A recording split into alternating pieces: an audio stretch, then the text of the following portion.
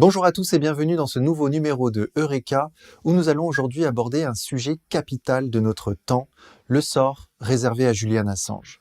Quel crime a commis ce journaliste pour être enfermé depuis 8 mois dans une prison de haute sécurité au Royaume-Uni, après avoir été enfermé durant 7 ans dans l'ambassade d'Équateur à Londres? De quoi Julian Assange est-il le symbole? Pour répondre à ces questions et y voir plus clair, nous accueillons aujourd'hui l'un des soutiens de la première heure de Julian Assange. Il connaît ce dossier sur le bout des doigts et s'est battu durant des années pour que cette affaire soit médiatisée en France. Il s'agit de Victor Dédage, l'administrateur du site legrandssoir.info. Il est là, c'est parti.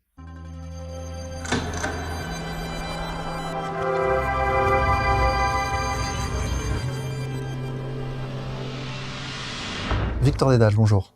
Bonjour. Qui est Julian Assange? Julian Assange, jusqu'en 2006, était un informaticien australien qui avait vécu une enfance de ville en ville, qui faisait partie d'une famille de troubadours, je crois, des gens du milieu artistique. Donc il était souvent en train de déménager, de changer de ville, de changer de lieu, de changer donc d'école. Quelqu'un qui était assez introverti apparemment et qui s'est révélé être un très bon informaticien, très doué pour sa génération, qui était dès le départ à l'origine un petit peu de l'informatique et de ce milieu-là qui a inventé en fait, ou qui a mis en place l'informatique telle que nous la connaissons aujourd'hui. Il avait été connu et repéré comme un hacker, mais on dirait un gentil hacker, c'est-à-dire quelqu'un qui prenait un malin plaisir à pénétrer les systèmes informatiques, chose pour laquelle il avait été arrêté en Australie, mais sans rien voler et sans faire de dégâts. C'était juste pour le plaisir de pénétrer les systèmes et se dire que je sais le faire. On est en train de parler d'un adolescent là. Il disait lui-même d'ailleurs qu'il en prenait le même plaisir que de se tenir au milieu d'une cathédrale à minuit tout seul. Cette sensation d'être au sein de quelque chose de vaste et un petit peu interdit, sans rien toucher. Donc il avait été connu pour ça, il avait été jugé pour ça, il avait reçu une petite peine, une petite tape sur les doigts sans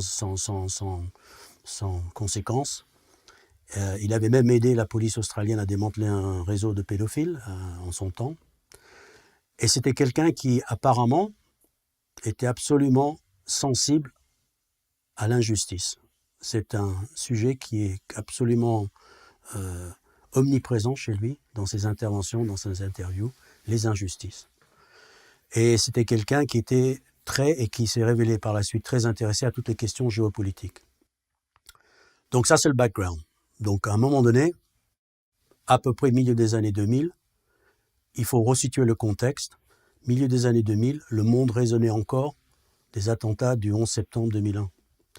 Nous étions à l'époque des grandes manifestations anti-guerre dans toutes les grandes capitales. Des millions et des millions de gens se mobilisaient contre les guerres, contre les interventions qui s'annonçaient des États-Unis, contre le nouveau paradigme que les États-Unis prétendaient imposer à la terre entière, cette fameuse lutte contre le terrorisme, qui n'était qu'une nouvelle façon de projeter sa puissance et sa domination en fait. Et ces guerres injustes, basées sur des mensonges tellement grotesques qu'on en est surpris qu'il y en a qui aient pu y croire. Julian Assange disait que si les guerres étaient déclenchées par des mensonges, la paix pouvait être préservée par la vérité. C'est une de ses phrases clés, fétiche même. Et donc il a eu cette idée de comment est-ce qu'on peut présenter la vérité, mais la vérité vraie, si je puis dire. C'est-à-dire que pour lui, il y avait plusieurs aspects à la vérité. La principale, en l'occurrence, c'était de dire que les gouvernements, les puissances, opéraient dans une opacité qu'il était inacceptable dans une démocratie. À une époque où la surveillance contre les individus se faisait de plus en plus forte, il était normal qu'on puisse faire rendre des comptes au gouvernement. Et pour cela, il fallait pouvoir sortir les trésors du coffre-fort, comme il disait. C'est-à-dire aller chercher l'information brute là où elle se créait réellement. Et pour cela, il fallait compter non pas sur la presse, sur laquelle on ne pouvait pas vraiment compter, eu égard à l'expérience de ces fameuses guerres dont je viens de parler, il fallait compter sur les individus qui se révoltaient contre un système qu'on appellera les lanceurs d'alerte. C'est-à-dire quelqu'un qui est dans l'appareil, dans le mécanisme, qui réalise qu'il se passe quelque chose de pas bien, qui généralement a épuisé tous les voies de recours en interne, de dénonciation, d'avertissement, de mise en garde, et qui dit et qui pense qu'il faut rendre les choses publiques, et donc qui doit avoir quelqu'un à qui se retourner. Mais pour cela, il fallait lui garantir quelque chose, c'est l'anonymat. Parce qu'évidemment, la répression contre les lanceurs d'alerte, c'est quelque chose de quasi systématique, surtout à ce niveau-là. Il fallait donc offrir un système qui garantisse l'anonymat des lanceurs d'alerte. C'est là que l'idée de Wikileaks est arrivée. Wikileaks qui est un site destiné à offrir avant tout aux lanceurs d'alerte l'anonymat le plus total sur Internet, ce qui en soi est un exploit technique. Donc en 2006 à peu près, oui, il a lancé Wikileaks en cherchant des aides et des soutiens un peu partout de différentes personnes douées dans l'informatique, des gens qui sont connus chez les geeks, dans les milieux de l'informatique de haut niveau, et aussi de journalistes indépendants, créant ainsi un portail de révélation de lanceurs d'alerte destiné à montrer comment les gouvernements fonctionnent en réalité. Le slogan de Wikileaks, c'est « We open governments ». Textuellement, ce serait « Nous ouvrons les gouvernements », ce qui n'est pas une bonne traduction, qui serait plutôt « Nous révélons le fonctionnement interne des gouvernements ». Comment ils fonctionnent réellement. Donc voilà comment tout a démarré. Et concrètement, comment ça fonctionne, Wikileaks ? Wikileaks fonctionne, c'est d'abord, donc, comme je l'ai dit, c'est d'abord une maison d'édition, si vous voulez, qui s'appelle Sunshine Press, qui est basée à Reykjavik, en Islande. Donc c'est d'abord une maison de presse, une organisation de presse qui crée donc ce site, qui gère ce site qu'on appelle Wikileaks, qui est un site, un portail sur lequel les gens doivent les lanceurs d'alerte doivent se connecter. Et là-dessus, il y a un processus que je ne connais pas parce que je ne l'ai jamais fait, qui consiste simplement à soumettre au site des documents électroniques. Parce que l'idée de Wikileaks, c'est à l'âge du XXe siècle, c'est fini le papier, etc. Maintenant, les documents sont électroniques, donc le moyen de passage c'est électronique. Donc, voilà, il y a un site, tout simplement. Alors, le vrai travail de Wikileaks commence après. Parce qu'il faut d'abord vérifier l'authenticité des documents. C'est-à-dire garantir que ce qu'on publie sera authentique. Et jusqu'à présent, depuis la création de Wikileaks, jamais aucun de leurs documents n'a été remis en cause. On dit qu'ils en ont publié 10 millions, donc ça fait un certain paquet. Donc il y a un vrai travail derrière de recoupement pour vérifier si, parce qu'ils doivent, à mon avis, faire l'objet de faux positifs, de fake news, de téléchargement. Donc il y a un vrai travail derrière qui consiste à vérifier ce qui vient d'être soumis. Donc là, c'est le travail du réseau qui intervient, de ce fameux réseau de centaines de personnes, en tout cas aux dernières nouvelles, qui était composé de centaines de personnes, qui garantissaient, qui par des moyens de bord quelconques, je ne connais pas le fonctionnement interne, je pense qu'il y a beaucoup de gens qui aimeraient connaître le fonctionnement interne de Wikileaks, mais qui ne le connaissent pas, donc a fortiori pas moi, et qui garantissent l'authenticité. Une fois que ça, c'est fait, la deuxième étape consiste à publier. De quelle manière, avec un maximum d'impact, et quelles informations choisir. L'idée de Wikileaks telle qu'elle est exprimée d'une manière générale, c'est de dire qu'on publie le maximum d'informations, parce que Wikileaks considère que ce n'est pas simplement un travail de salubrité publique que de révéler le fonctionnement interne des institutions et des organisations, c'est aussi un travail c'est aussi un site pour les historiens du futur, les journalistes du présent, parce qu'en publiant les données, ils les classifient, ils sont classés selon des critères, avec un moteur de recherche dédié qui permet de retrouver les données par des mots-clés, etc., etc. Donc c'est à la fois un site de publication, mais pas simplement comme ça en vrac, qui est organisé et qui permet de s'y retrouver. C'est fait pour. Donc c'est un véritable travail d'archivage, d'historiens en fait, du futur, qui vont probablement se servir de Wikileaks. Malheureusement, à mon avis, il est sous-employé aujourd'hui, le site, parce qu'il y a des tas de choses encore à découvrir sur 10 millions de documents. Je ne crois pas que les journalistes ont une très grande curiosité, en tout cas pas la curiosité que mérite le site actuellement. Et est-ce qu'il y a une idéologie derrière Wikileaks ? Est-ce qu'il y a une ligne éditoriale ? Est-ce qu'il y a des pays, par exemple, qui ont été épargnés par les révélations de Wikileaks ? Alors ça, c'est des questions toujours un petit peu pièges. Idéologie, commençons par idéologie. Idéologie, moi j'aurais tendance à dire, j'en vois pas trop. Si j'avais un caractéristique, je dirais que c'est une organisation par essence pacifiste, anti-guerre. C'est comme ça que Wikileaks est né, C'est pour ça que Wikileaks est né. C'est dans ce contexte-là que Wikileaks est né. Anti-guerre, pacifiste, essentiellement. Ensuite, que la vérité est sacrée. Alors, je ne sais pas s'il y a une idéologie derrière de dire ça, mais en tout cas, que la vérité est sacrée et que les gouvernements méritent la transparence. Le public a droit à la transparence du fonctionnement des gouvernements. Donc, qu'il y a très peu de cas où les gouvernements pourraient se targuer d'un fonctionnement occulte comme ça. Donc, idéologiquement, non, j'en sais rien. Je crois que, pour ceux que je connais, il y en a qui sont manifestement, à l'évidence, des gens dits de gauche. À l'évidence, il y a aussi des gens dits de droite. Est-ce qu'il y a des cibles privilégiées ? Forcément les États-Unis, puisque c'est quand même le pays le plus agressif du moment, et comme on est dans un contexte anti-impérialiste normal. Est-ce qu'il y a des pays qui n'ont pas fait l'objet de révélations ? Il y a beaucoup de gens, par exemple, qui croient que Wikileaks n'a jamais rien publié sur la Russie, donc c'est des agents russes. C'est archi faux. Ils ont publié des dizaines de milliers de documents sur la Russie, le Kremlin, Poutine, des documents qui ont été utilisés dans des procès comme pièce à conviction, etc. Je ne pourrais pas faire la liste complète des pays qui ont fait l'objet, ou des institutions, parce qu'il n'y a pas que des pays qui sont visés. Ça peut être des compagnies, ça peut être des sociétés, ça peut être les traités qui étaient les traités interatlantiques là, qui étaient en train d'être préparés. C'est Wikileaks qui a fuité les premiers documents sur les traités qui étaient en cours de négociation dans le plus grand secret. Wikileaks, contrairement à une idée préconçue chez beaucoup de gens, n'est pas, et il faut insister là-dessus, n'est pas une organisation de hackers, de pirates. Ils ne vont pas chercher l'information. Ce n'est pas leur métier du tout. Il faut bien comprendre que Wikileaks est une organisation de presse électronique, point, barre, de spécialistes informatiques, certes, mais l'organisation, le fonctionnement, c'est une maison d'édition. Donc, ils publient ce qu'ils reçoivent. Et est-ce qu'ils le publient intégralement ou est-ce qu'il y a quand même une mise en forme des données qu'ils reçoivent ? Alors, ça, j'en sais rien, et personne ne le saura jamais, parce que pour pouvoir dire ça, il faudrait savoir exactement ce qu'ils reçoivent. Donc, on ne peut savoir que ce qu'ils racontent et ce qu'on voit publier. Donc, ils publient l'intégralité, je n'en sais rien. En tout cas, ils ont publié un paquet. On est en train de parler 10 millions de documents, donc c'est plus que toute la presse réunie depuis l'invention de l'imprimerie, de l'histoire de la presse. C'est phénoménal, et on n'a pas encore fini d'épuiser. Est-ce qu'il y a une mise en forme ? Bien sûr qu'il y a une mise en forme, comme j'ai dit, il y a une mise en forme, ne serait-ce que pouvoir permettre des recherches et des bases de données, un référencement des données. Donc ça, c'est un vrai travail. On ne peut pas publier comme ça des emails en vrac, etc.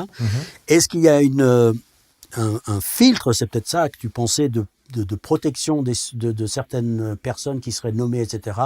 Et là encore, contrairement à une idée ou aux accusations qui sont souvent lancées, la réponse est oui. La réponse est oui. Wikileaks se préoccupe de protéger non seulement ses sources, ça c'est une garantie, mais aussi des individus qui pourraient être ou qui pourraient souffrir de ces révélations de façon indue. D'ailleurs, les gens qui accusent Wikileaks de porter atteinte à l'intégrité des gens, il leur reste encore à citer un seul nom, une seule personne, un seul cas de quelqu'un qui aurait souffert des publications de Wikileaks. Le volume d'informations sont liés à leur nature, mais à l'intérieur de ce volume, et à cause de ce volume, ils font un vrai travail de filtre. L'objectif, c'est de ne pas porter atteinte, comme on pourrait le penser, ou comme certains les accusent. Leur objectif, c'est de montrer comment fonctionnent les gouvernements en coulisses. C'est ça l'important. Alors, il y a une accusation qui revient souvent dans les médias, c'est celle de dire qu'Assange serait intervenu dans les élections présidentielles en faveur de Trump, en faisant les fameuses révélations sur les mails de l'équipe d'Hillary Clinton. Alors, premièrement, juste à titre de précision, ce n'est pas pour ça qu'il est actuellement poursuivi par le gouvernement américain. Deuxièmement, j'aimerais raconter une petite anecdote. J'étais pas, mais des copains qui étaient m'ont raconté, ils ont fait une manifestation devant le siège du journal Le Monde. Pas une manifestation, mais ils se sont plantés devant pour parler de Julian Assange et pour reprocher au journal Le Monde, qui était normalement partenaire de Wikileaks, sa tiédeur dans la défense de Wikileaks. Et tout le monde qui est sorti du bâtiment, apparemment, les ont ignorés, ont fait semblant qu'ils ne les voyaient pas, sauf une journaliste qui s'est arrêtée quand même et qui a fait une réflexion. Oui, mais quand même, il a aidé à faire perdre Hillary Clinton. Si on y réfléchit bien, cette phrase est absolument terrifiante. Parce qu'une journaliste d'un journal de référence est en train directement de justifier la répression féroce contre un journaliste parce qu'il aurait participé aux victoires de quelqu'un qui n'était pas sa candidate à elle, à la journaliste. Parce que la question qui mérite d'être posée, c'est s'il avait fait gagner Hillary Clinton, est-ce qu'il aurait reçu les lauriers de ces journalistes, etc. Enfin, c'est ça le journalisme, en fait. C'est de ça dont on parle.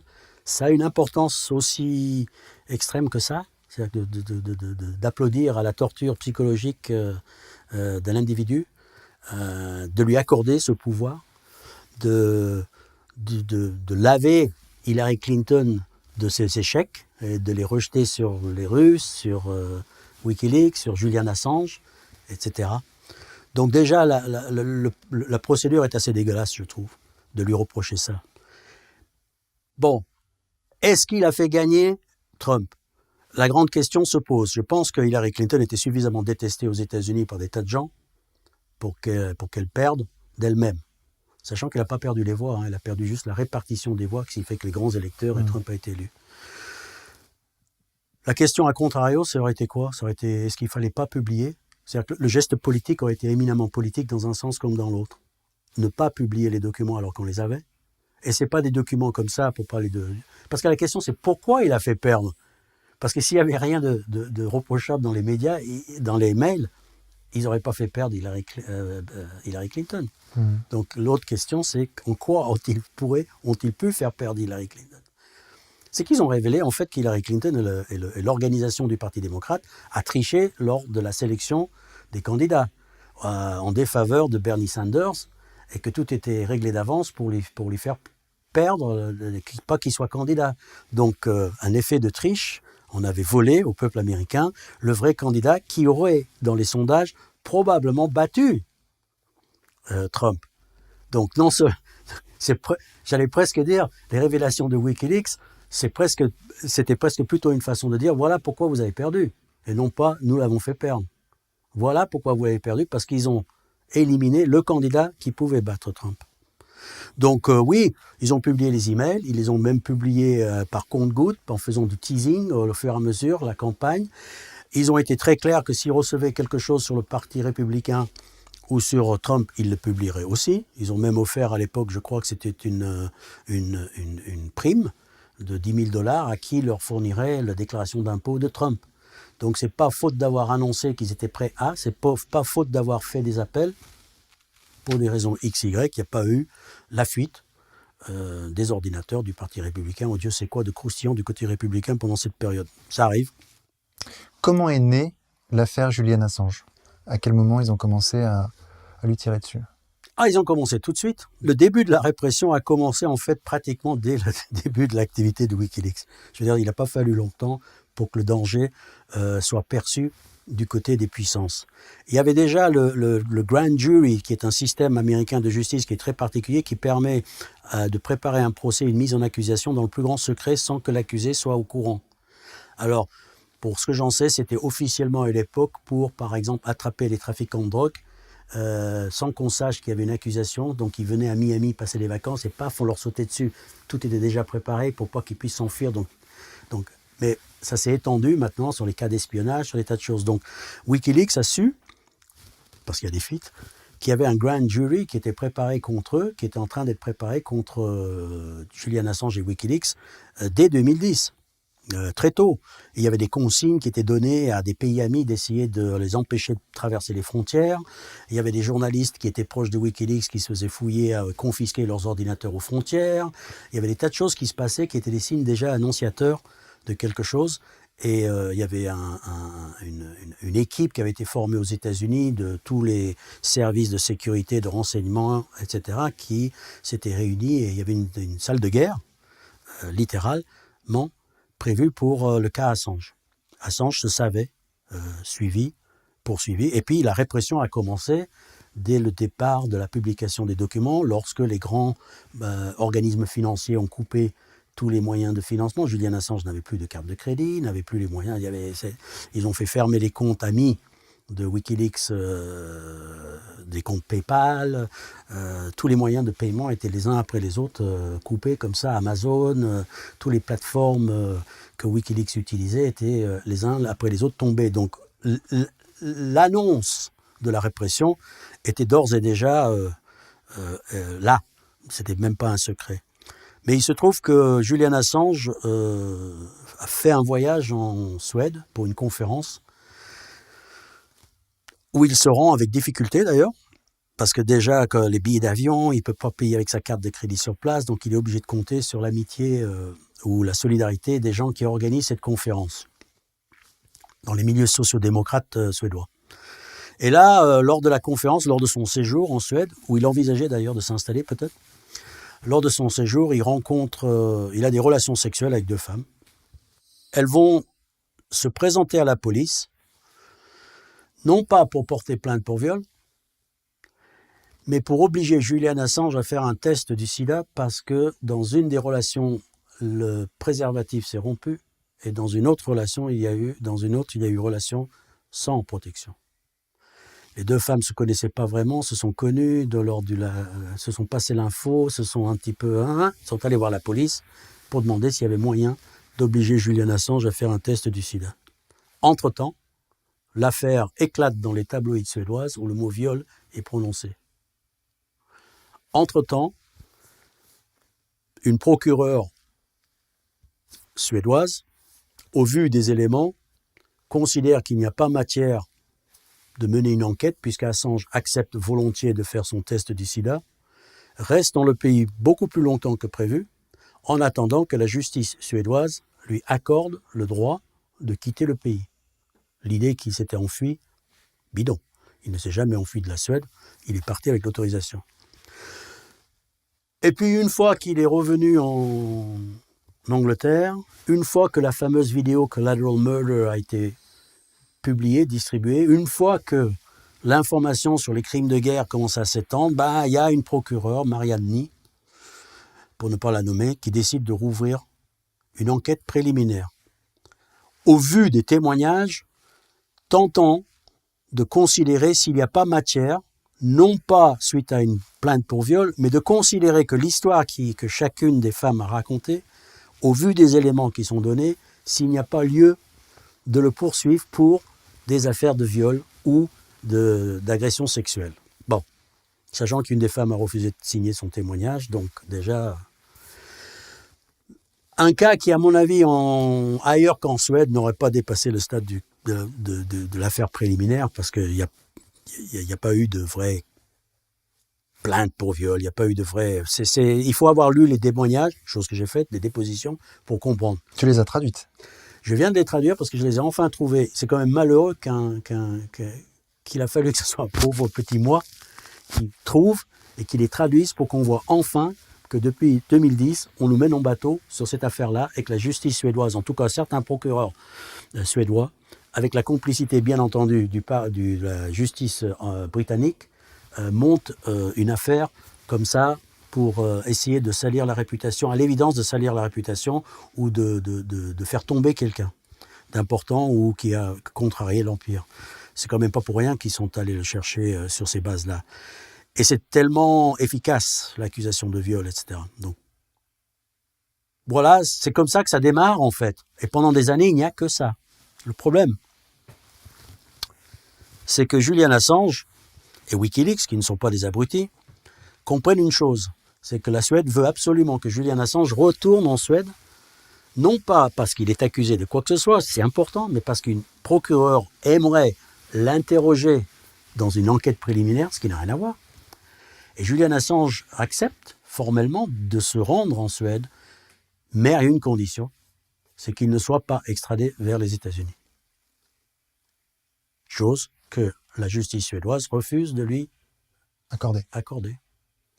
Donc, tout ce que Julian Assange a demandé depuis des années, et pendant des années, c'est soit je me rends en Suède, mais vous me garantissez que je ne serai pas extradé vers les États-Unis, soit la procureure vient à Londres m'interroger et je répondrai à toutes les questions. Et ça s'est déjà passé plusieurs fois entre la justice suédoise et anglaise. Ce n'est pas quelque chose d'exceptionnel.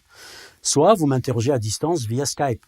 à partir du moment où il n'est pas accusé, où il n'est pas soupçonné de quoi que ce soit, et que c'est simple, c'est tout à fait normal qu'on puisse procéder ainsi. Donc vous m'interrogez à distance par un moyen vidéo quelconque, chose que les procureurs aussi refusent. Il y avait une sorte d'entêtement à ce qu'ils viennent physiquement présents sur le sol suédois qui finissait par devenir douteux.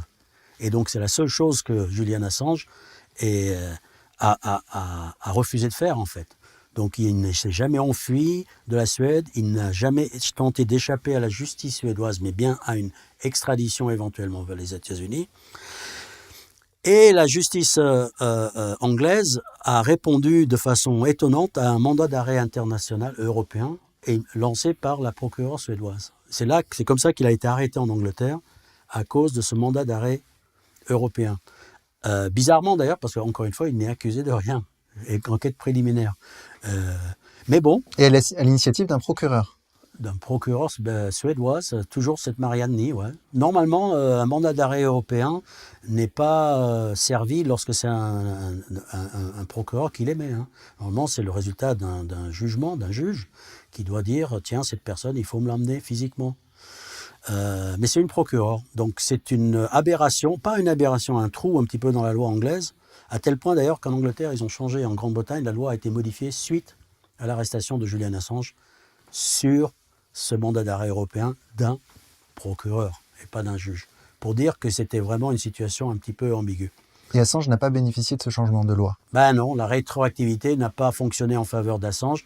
Mais on va voir qu'on va avoir, en tout cas ceux qui ont étudié le cas verront que pendant tout le processus, tout a été anormal dans cette affaire du point de vue juridique. Les anomalies sont omniprésentes du début à la fin, quasiment. Je veux dire qu'il y a un vernis juridique derrière cette affaire, mais qu'apparemment, la loi là-dedans n'a pas grand-chose... n'est pas vraiment concerné. Il ne s'agit pas de loi, il s'agit de remettre en scénario une opération de représailles contre le plus grand éditeur du XXe siècle, contre le journaliste le plus primé du XXe siècle, pour ceux qui pensent qu'il n'est pas journaliste, par exemple.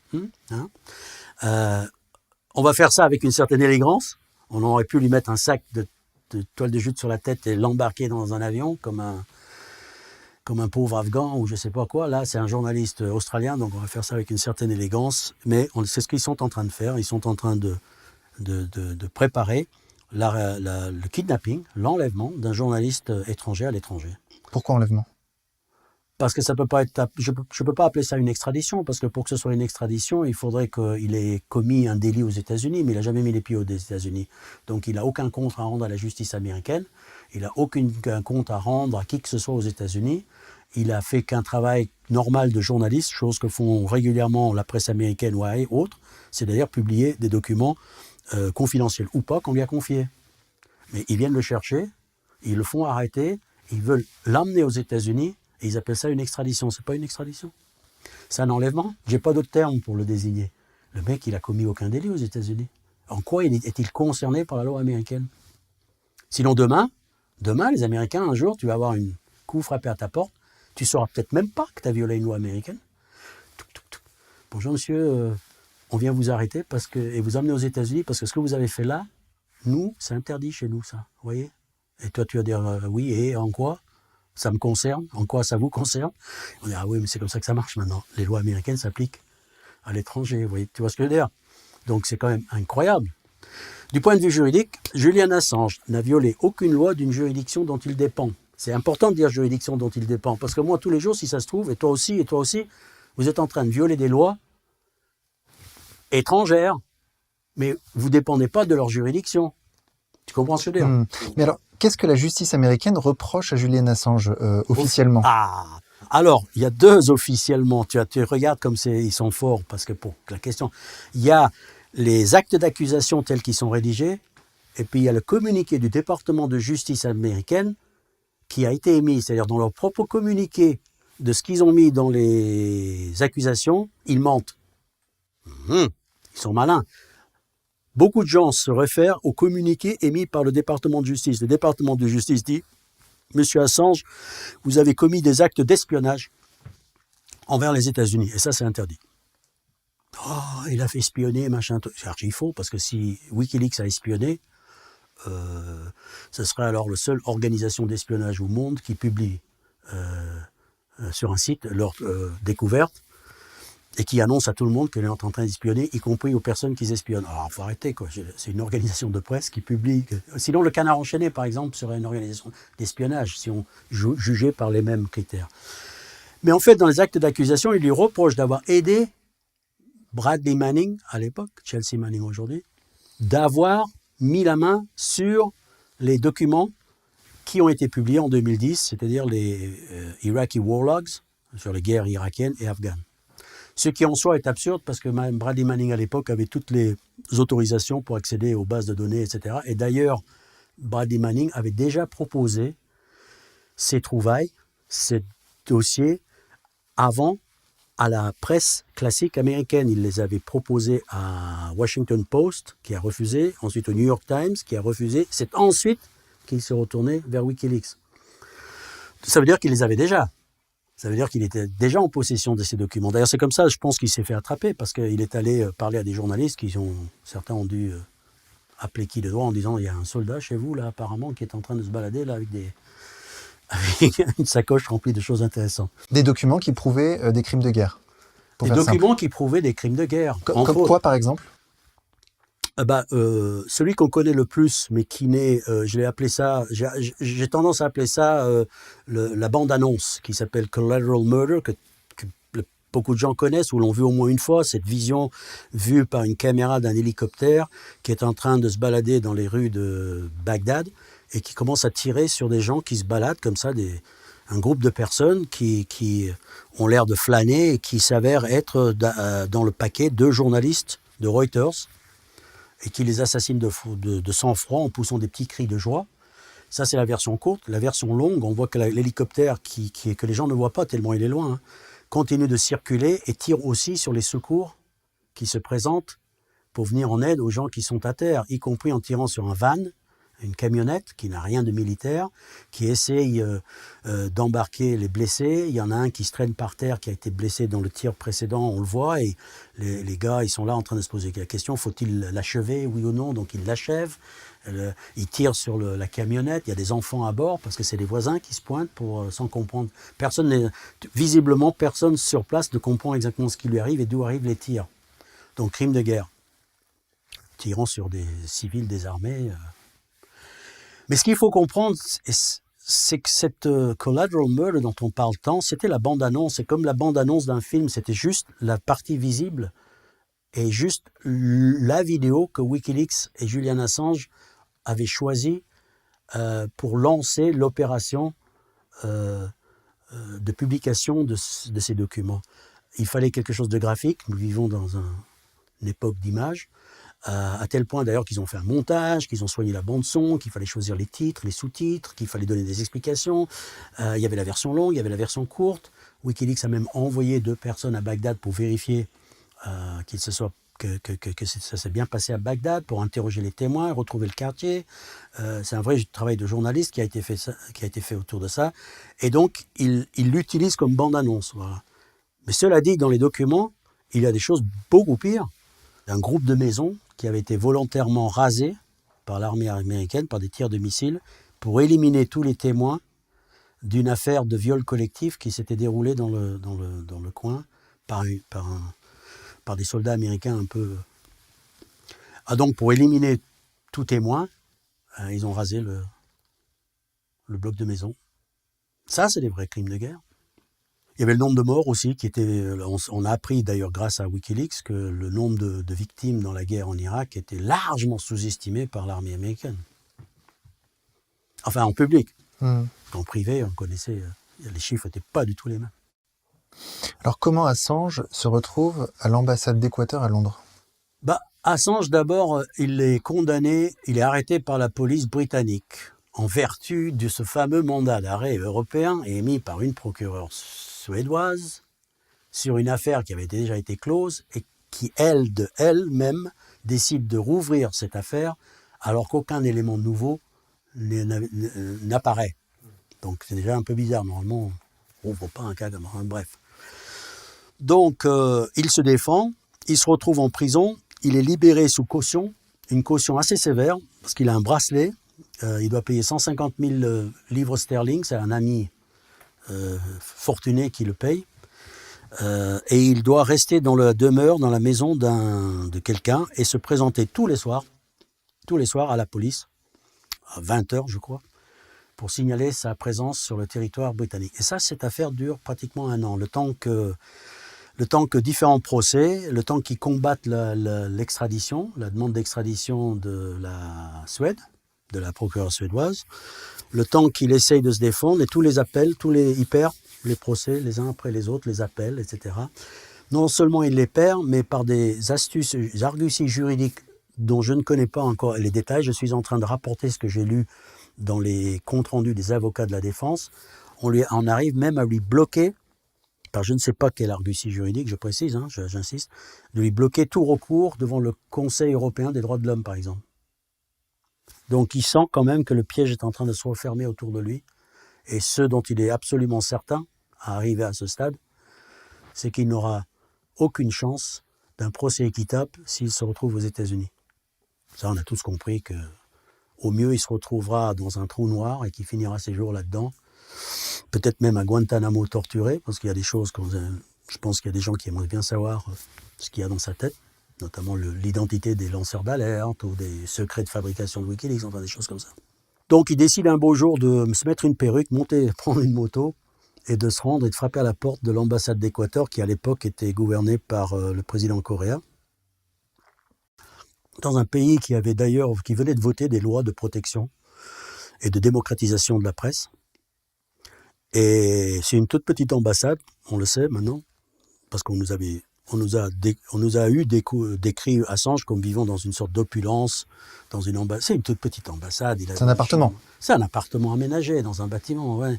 Donc il avait quelques mètres carrés, et l'ambassade était devenue de facto l'ambassade le plus surveillée au monde. Il y avait des policiers partout. Il y a eu au moins une tentative d'effraction dans l'ambassade la nuit, qui n'était pas gardée la nuit.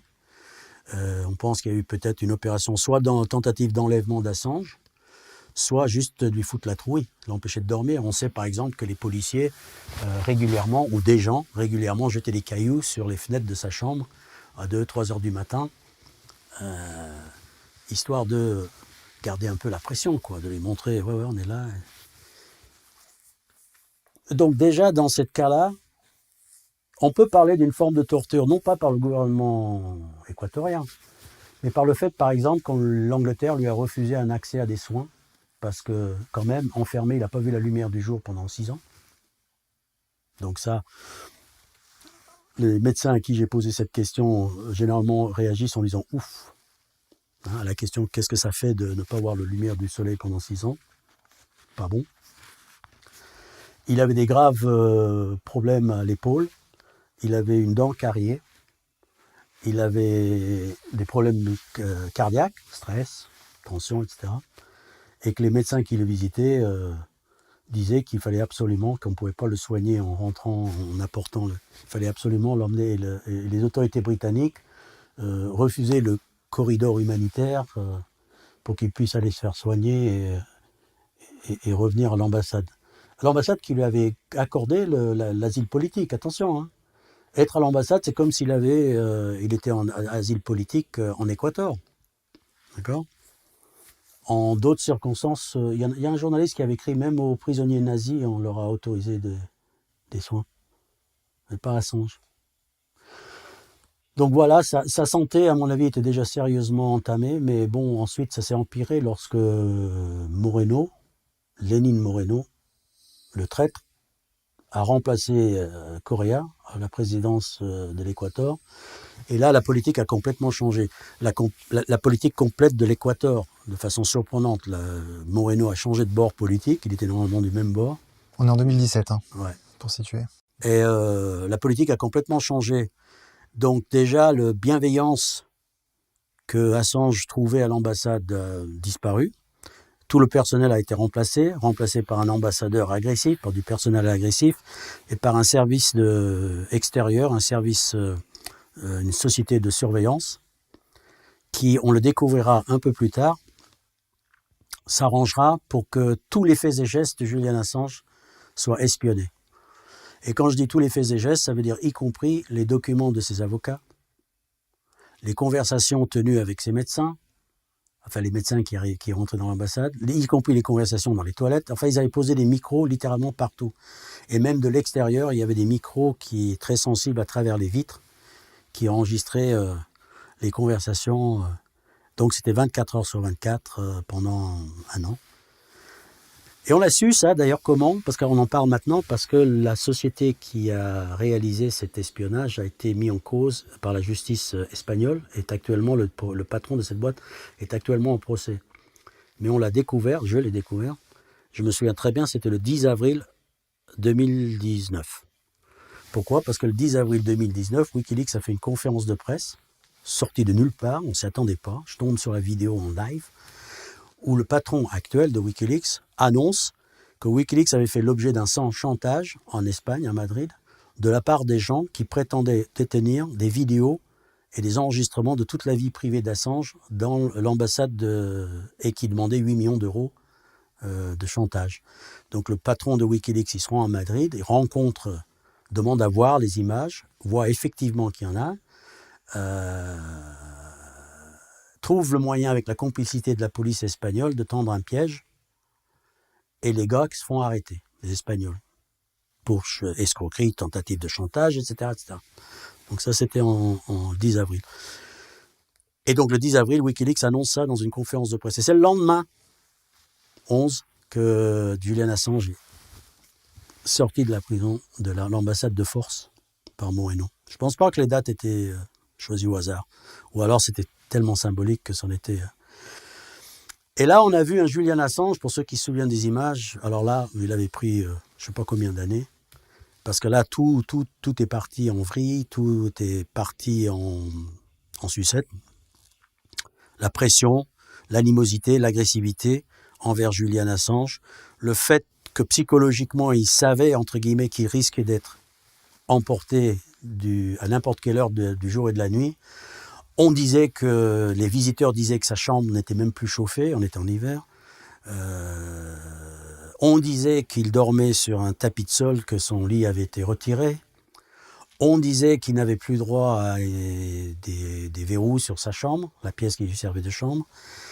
Et bon, les rares personnes qui arrivaient le visiter, chacun sortait avec des versions de plus en plus pessimistes sur son état. Et là, finalement, donc, ils sont allés le chercher. Et qu'est-ce qu'ils ont fait ? Les autorités anglaises, ils l'ont mis directement dans une prison de haute sécurité, où il est en isolement depuis le mois d'avril. Alors, isolement, c'est une forme de torture. Hein. Au bout de 15 jours, normalement, l'isolement est considéré comme une torture. Lui, il est là depuis le mois d'avril. Alors, on se demande ce que fait quand même un journaliste qui n'a fait physiquement de mal à personne, qui, jusqu'à preuve du contraire, est innocent de tout, puisqu'il n'est qu'accusé. Qu'est-ce qu'il fait dans une prison de haute sécurité en isolement ? Je crois que les indices ou les présomptions d'une volonté délibérée de le torturer, de le briser psychologiquement, il n'y a plus de questions à se poser, quoi. Je veux dire, c'est là devant nos yeux et tous les jours. Julian Assange, c'est quelqu'un que, s'il n'est pas extradé vers les États-Unis, sera intellectuellement assassiné probablement, psychologiquement détruit. S'il pouvait mourir en prison, ce serait peut-être encore mieux. Comme ça leur évitera un procès un peu embarrassant aux États-Unis. Il y a des médecins qui actuellement parlent d'un vrai danger qu'il puisse mourir. La dernière fois qu'il a paru publiquement lors de ses pseudo-séances au tribunal de Westminster le 21 octobre, j'y étais mais à l'extérieur, mais ceux qui étaient dedans rapportent qu'il a eu du mal à se souvenir de son nom et de sa date de naissance. On ne sait pas quel est le traitement, s'il reçoit des soins dans la prison de Belmarsh. Soi-disant, il est dans l'aile clinique là, de santé, mais ce n'est pas un hôpital non plus. On ne sait pas ce qu'on lui administre, si on lui administre quelque chose. On ne sait pratiquement rien de ce qui... Il a le droit de sortir qu'1 heure par jour et on dégage et on ferme les cellules et on dégage les autres détenus lors de son passage et on l'amène dans une cour bétonnée de quelques mètres carrés où il a le droit de s'exercer pendant une demi-heure avant d'être amené. Et sa seule activité sociale, je crois que c'est la messe, dans la chapelle qui doit se tenir tous les dimanches matin. Voilà, il n'a pas accès à ses avocats, pratiquement pas. Ses avocats se plaignent qu'ils n'ont pas suffisamment d'accès pour préparer son affaire. Il n'a pas d'ordinateur. On lui a tout volé à l'ambassade d'Équateur, toutes ses affaires, tous ses clés USB, tous ses ordinateurs. J'espère que, je ne sais pas s'il a prévu quelque chose, mais tout a été confisqué et consciencieusement donné aux États-Unis, au service secret américain, en violation de tout, l'asile, comment on appelle, le secret, le privilège là, avec les avocats. Des avocats, oui, bien sûr. Oui, la médecine, les médecins, tout a été... Donc c'est un homme qui a vu tous ses droits bafoués les uns après les autres, consciencieusement, qui actuellement d'ailleurs n'est en prison pour aucune raison, parce qu'il a purgé sa peine. Quand ils l'ont sorti de l'ambassade, à cet instant T, il faut comprendre quelque chose. À l'instant T où il est sorti de l'ambassade, il n'est poursuivi pour rien officiellement. L'Angleterre, la seule chose que l'Angleterre lui reproche, c'est d'avoir violé les conditions de sa libération sous caution 7 ans auparavant, lorsqu'il a enlevé son bracelet et qu'il est rentré à l'ambassade d'Équateur. Normalement, ça se règle en Angleterre avec quelques milliers de livres sterling d'amende et peut-être une petite tape comme ça. Et à un instant T, on dit qu'il y a entre 8 et 10 000 personnes en Angleterre, en Grande-Bretagne, qui sont dans cette situation d'avoir violé les conditions de... Violer les conditions de sa liberté sous surveillance, ça ne veut pas dire s'évader. Hein. Tout le monde savait où il était. C'est pas la même chose, c'est juste, on m'a demandé de me présenter tous les soirs à la police, puis un jour je suis resté chez moi, je regardais le foot en buvant des bières. Voilà, j'ai violé C'est pas une tentative de fuite ou machin truc, etc. Forcément. Pas forcément, je dis. Donc, mais il se fait condamner à la peine maximum, très rare, qu'on puisse imposer à quelqu'un pour avoir violé 50 semaines de prison. Alors, qui sont ceux qui font appliquer ces peines? Les juges qu'il y a derrière?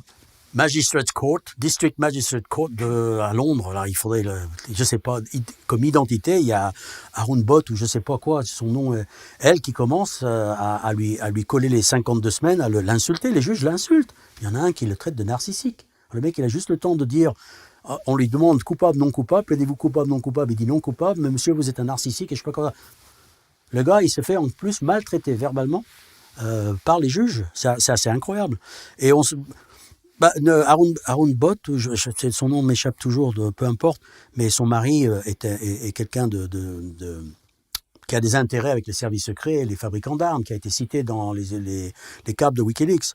C'est quelqu'un qui devrait se dessaisir du dossier par conflit d'intérêts, si tu vois ce que je veux dire. Normalement, dans un cas normal, ce juge-là, cette magistrate dirait « Moi, je ne peux pas juger cette affaire parce qu'il y a des choses qui...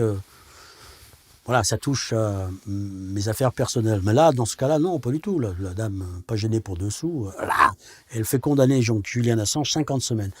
50 semaines, si on divise par 2 pour bonne conduite, ça fait 25 semaines. Julian Assange est libérable depuis le mois de septembre. Qu'est-ce qu'il fait encore en prison? Haute sécurité, belle marche, en train de mourir à petit feu. C'est parce qu'une autre juge a décidé qu'il risquait de s'évader, qu'en attendant son procès pour extradition, pour voir si on l'extrade ou pas, il faut qu'on le garde en prison. Pas n'importe quelle prison. Belle marche, le Guantanamo britannique, en isolement, haute sécurité, privé quasiment de la privation sensorielle. Il n'a pas le droit au bouquin, il n'a pas le droit au magazine. Hein. C'est 24 heures, 23 heures par jour, entre 4 murs de briques. Hein. C'est ça son traitement d'aujourd'hui. Et aux États-Unis? Qu'est-ce qu'il attendrait? Un procès équitable? Non. Tous les lanceurs d'alerte américains des États-Unis qui suivent l'affaire lui disent qu'il n'a aucune chance. Pourquoi? Parce que d'abord le lieu qui est le grand jury se tient dans la même district que le siège de la CIA. Ça veut dire que le jury est composé des familles et des travailleurs de la CIA. C'est généralement de ce district-là, dans ce quartier-là, que les États-Unis prévoient toujours leur grand procès politique pour espionnage, etc. Parce qu'ils savent que les mecs, ils n'ont aucune chance. Non seulement ils n'ont aucune chance à cause du jury, mais ils n'ont aucune chance aussi parce qu'ils lui collent comme accusation la loi sur l'Espionage Act, la loi sur l'espionnage, qui était une loi qui datait de la Première Guerre mondiale, qui était une loi qui avait été faite contre les objecteurs de conscience, etc., etc. C'est une loi d'espionnage qui est ultra grave, qui prévoit la peine de mort. Donc en théorie, Assange risque la peine de mort. Et qui est faite de telle façon qu'on n'a pas le droit, par exemple, de se défendre sur les motivations de ces actes. C'est non recevable lorsqu'on est attaqué par l'Espionnage Act. C'est-à-dire, pourquoi tu as fait ça n'intéresse personne et tu n'as pas le droit de l'invoquer. Est-ce que tu l'as fait ou pas? C'est quand même rare qu'on ne tienne jamais compte d'un contexte ou de. Tu vois ce que je veux dire? C'est pas la même chose de frapper quelqu'un pour se défendre ou parce qu'il était en train de t'étrangler ou de le frapper parce que sa gueule ne te revient pas.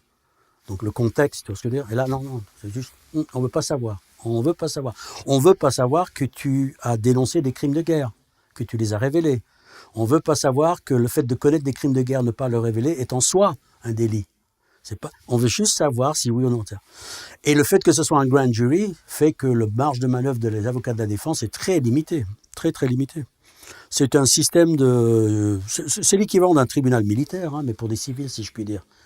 Donc aucune chance. Et ça, c'est le meilleur des cas. Hein. C'est à mon avis le meilleur des cas. C'est lui où il aura un procès, où on l'emmènera dans le district de Virginia Est, là, de l'Est de Virginie, et où il y aura un procès avec un avocat. Probablement les plus grands. J'imagine bien le scénario que les grands avocats américains vont vouloir le défendre. L'autre scénario, c'est on l'emmène direct à Guantanamo. Après tout, c'est fait pour ça, pour les terroristes. Et Wikileaks a été déclaré une organisation terroriste par les États-Unis, hein. Une organisation d'espionnage. Une organisation d'espionnage non étatique. Donc la marge de manœuvre entre ce qu'on dit, ce qu'on prépare et ce qu'on va faire est assez vaste eu égard aux conditions et aux circonstances. Sachant qu'il y a déjà eu des appels au meurtre contre Assange, hein, par des gens importants aux États-Unis. Il faut lui balancer un drone, ou 2 balles dans la tête. Il y en a même qui disent, pour dire que les Américains sont barjots parfois, disent que c'est un traître. Attends les mecs, il est citoyen australien. Ou alors la notion de traîtrise d'un seul coup s'est élargie de telle façon que ça n'a même plus de sens. Tu vois ce que je veux dire? Donc le nombre de gens qui parlent sans savoir, qui font n'importe quoi. En tout cas, ce qui est sûr, il y a une haine pour lui et on veut lui faire payer parce qu'il a ridiculisé l'Empire. Jamais l'Empire n'a été aussi nu qu'avec Wikileaks. Non seulement l'empereur s'est retrouvé nu, mais il s'est retrouvé archi nu grâce à Wikileaks.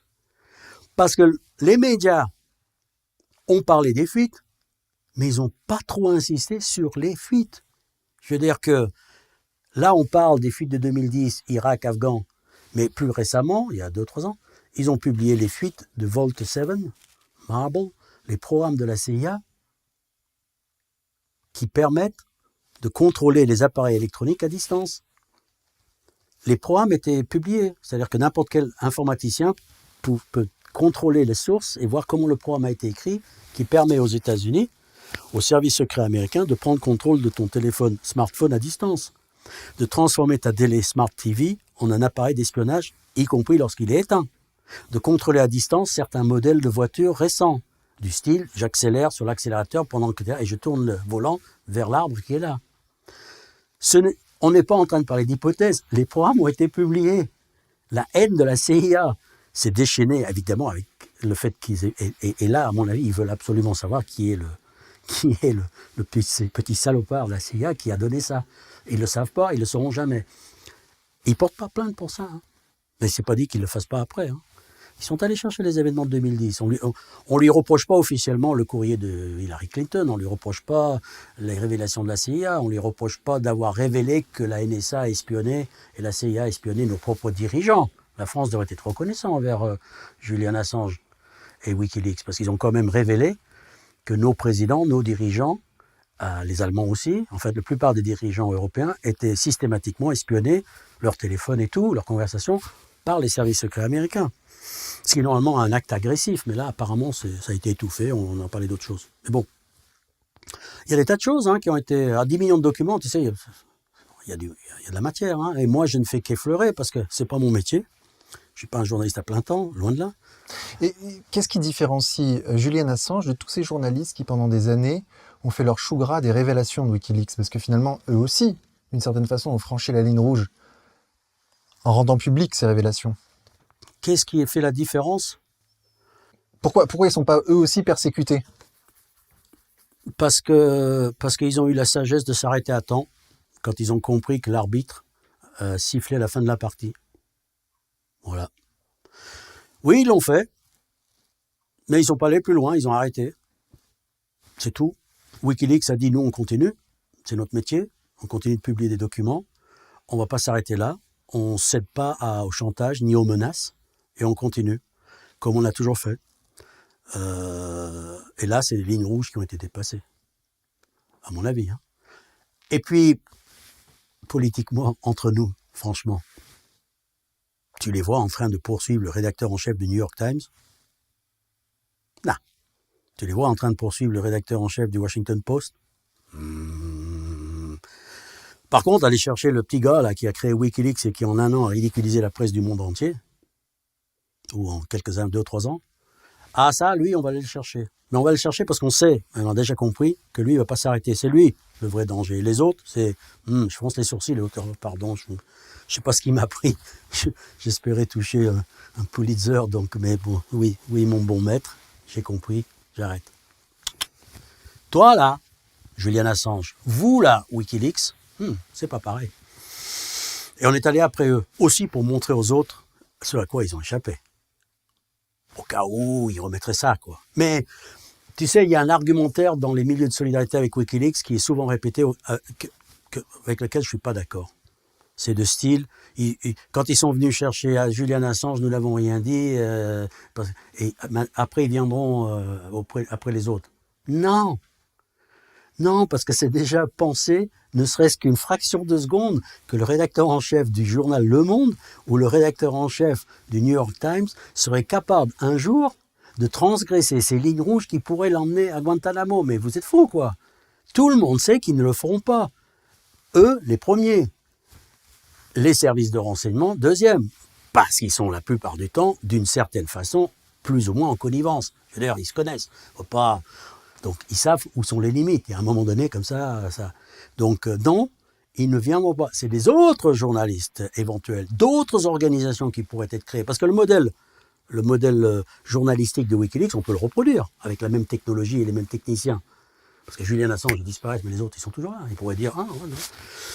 Non, c'est une mise en garde, pour moi, c'est une mise en garde contre toute tentative de transgresser le statu quo de la relation entre la grande presse internationale, les grands médias internationaux et les grandes puissances. Il y a une sorte d'équilibre, on se comprend, il y a des fractions à l'intérieur du pouvoir qui font passer des informations critiques les uns envers les autres, mais le coup de dire, vous tous là, au pouvoir, je vous reconnais les qualités ni des uns ni des autres particulières, des qualités particulières, je vais faire un vrai travail, je révèle tout ce que je peux.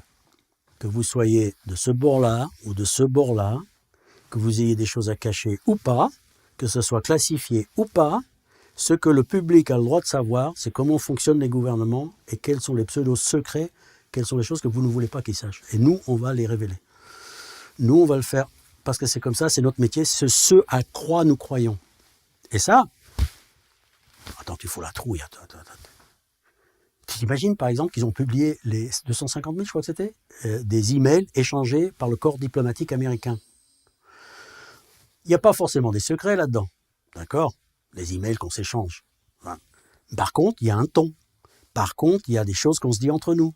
Il y a par contre l'image, ce que pense réellement le corps diplomatique américain de tel ou tel dirigeant. Tu vois, c'est ça aussi la transparence, c'est que toutes ces petites choses là comme ça il y a aussi les connivences, il y a aussi les coups fourrés, il y a aussi la reconnaissance des choses, etc. Mais il y a toute une image de comment ça fonctionne réellement. En fait, la grande question, c'est qu'est-ce que pourrait bien avoir à garder secret des fonctionnaires qui travailleraient pour le peuple que nous n'avons pas le droit de savoir? Combien d'actes, combien d'actions est-ce qu'on peut énumérer? Est-ce qu'il y en a tant que ça? Et encore, on pourrait dire je le garde secret pendant cet instant T où je suis en cours de négociation avec je ne sais pas quoi, avec les Iraniens, avec les Russes, avec les Chinois, avec les Coréens du Nord, d'accord? Mais 6 mois plus tard, 1 an plus tard, est-ce qu'on n'a pas le droit de savoir comment ça s'est passé? Qu'est-ce qu'on a risqué? Si on se pose cette question dans ce sens-là, c'est-à-dire de quel droit ils prétendent au secret, les choses prennent une autre envergure. Hein. En fait, ce que les pouvoirs sont en train de nous dire, c'est les crimes de guerre, les malversations, la corruption fait partie de mes secrets. Ah bon? C'est quand même fort, hein? Et ce que la presse internationale, en acquiesçant ce qui arrive à Julian Assange, était en train de nous dire, c'est, oui c'est vrai, c'est un cas ultra important. Parce que ultra symbolique. Si nous ne voyons pas le symbole, fais-moi confiance, ceux d'en face le voient, parce qu'ils sont en train de regarder nos réactions. Les mecs d'en face sont pas cons, ils ont mené une campagne, ils ont sali l'image du mec, ils ont su exactement qui attaquer, ils ne sont pas touchés aux autres, parce qu'ils savaient en touchant aux autres, ils allaient créer une campagne peut-être de solidarité. Non, ils sont en train de viser vraiment à la racine, comme ça, ils vont juste déterrer le petit, comme ça, plante qui commençait à pousser, qui s'appelait Wikileaks, ils vont dire, pfff, on a failli, putain, t'imagines ça, si ça avait poussé? On était tous morts, les gars. Ah, putain, on a bien fait, ils doivent se saluer, se taper dans le dos et tout. Et ça, c'est curieux qu'on n'en ait pas vu passer. Tiens, on a un mal fou, hein. J'ai un mal fou. L'Humanité a fait quelques articles. Des copains de la presse, oui, il y a eu Marianne, a fait un des journalistes de Marianne, Jacques Dion, je crois, il s'appelle Dion. Il y a eu un article ou deux dans Le Monde diplomatique. Acrimed a dû faire un ou deux trucs de défense, hein, de soutien. Je veux dire, ça se compte sur les doigts de deux mains, hein. Pas plus. Bon, le grand soir, évidemment, à rendre malade, foutez-nous la paix. Mais voilà, quoi. Bravo d'ailleurs pour tout le travail. Bah oui.